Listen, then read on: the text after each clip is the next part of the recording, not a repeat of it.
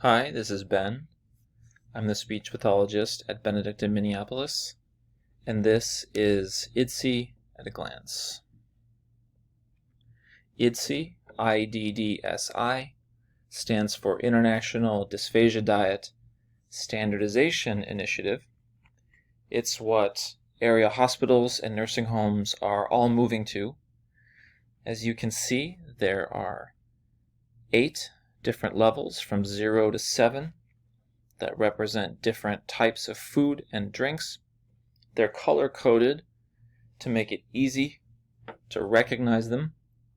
And there's different tests you can do to the food at each level to make sure it complies and it's been prepared correctly.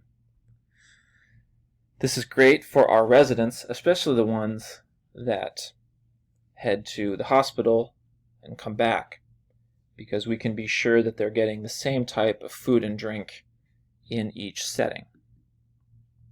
Starting at the top at a 7, these are normal everyday foods, different textures. In the paperwork you might see RG7, which means regular 7. So anything goes really. Hamburgers, steak, hot dogs, salads, a salmon fillet, a baked potato. There's no real test you can do to a regular 7. A lot of our residents are on this. A slight downgrade is a regular easy to chew 7. In the paperwork you might see REC7. A regular easy to chew, the pieces are tender and they can be any size, but they have to be able to be broken apart by a fork and can't be therefore tough, or chewy, or stringy, or fibrous. Now, importantly, on a regular easy to chew, you can have bread, which is important because a lot of our residents have sandwiches. Downgrading to a 6. This level is called soft and bite-sized. You might see SBS 6 in the paperwork, soft and bite-sized. These have a size requirement. The pieces have to be smaller than 2 centimeters, which is typical of like a thumbnail. Like the previous level, they can be smashed, broken into smaller pieces using a fork. Imagine cooked vegetables, banana pieces, all smaller than a thumbnail width. But you can't have bread at this level. So if you see someone on a level 6, unless it says so in the paperwork, they should not be having a sandwich. The test for this is a fork press test. You see the 6 can be separated by a fork. When you press the fork on it and your thumbnail turns slightly blanched, it should leave an imprint. That's a 6. So if you did this to a piece of steak, for instance, it would not leave an imprint on the steak. But it would do this to a piece of sweet potato, for example. A 5 is minced and moist, or MM5. An MM5, minced and moist, is like sloppy Joe meat, or rice, or finely chopped cooked vegetables. The little pieces would fit through the prongs of a fork, about 4 millimeters. You could separate the particles with your fingers if you needed to. Again, these are easy to squash with your tongue, and Here is a diagram.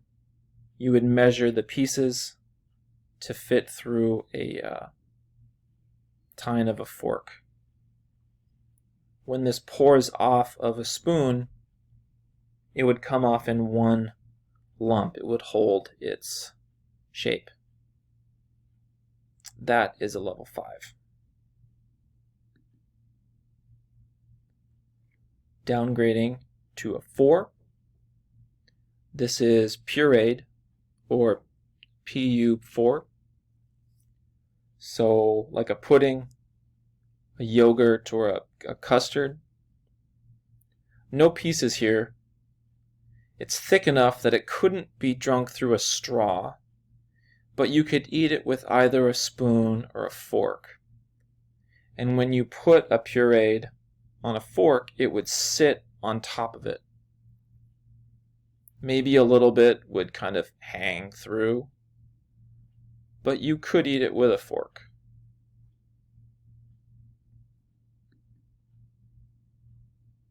A 3. Moderately thick. Think of like a smoothie. High effort to drink through a straw, but you couldn't eat it with a fork because it would drip through. Now here's a fun test. This is the IDSI flow test.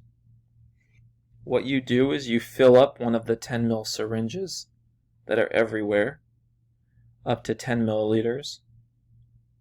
Then you release and count for 10 seconds, and then you see how much is left. After 10 seconds, it flows through 1, 2, 3, 4, 5, 6, 7, 8, 9, 10, and then you see how much is left after the 10 seconds. For a level 3, it's going to be above 8.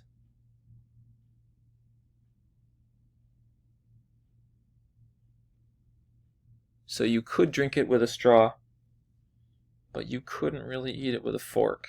And it's pretty thick, staying above 8. Downgrading to a 2. Mildly thick. Imagine the juice that comes in a fruit cocktail. We have a lot of people who have 2 in their diet.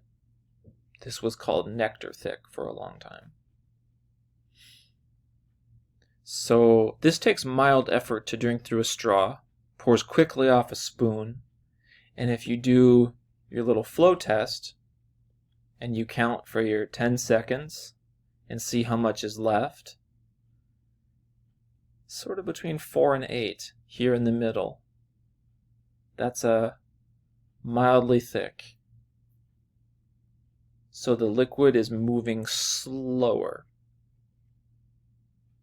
That's a 2. In the paperwork you would see MT2.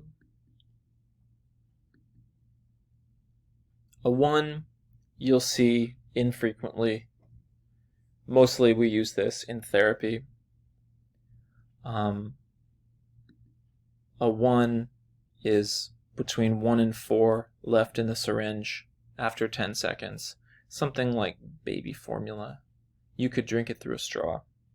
You won't see that very often. Slightly thick, ST1.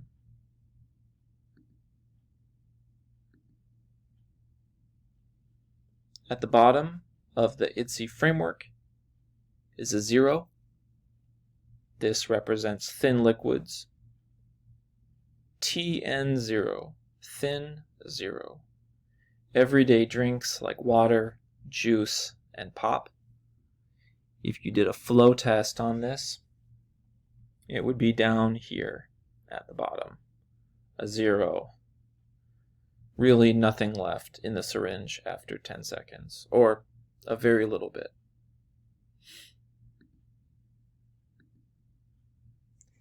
That's really it for the IDSI framework. To recall any of these tests or to refresh your memory, IDSI has a lot of resources on the internet.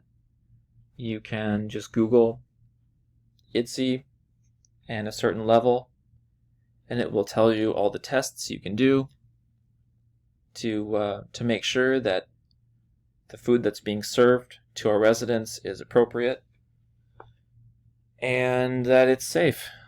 I'll be around, of course, for any further questions. Thanks.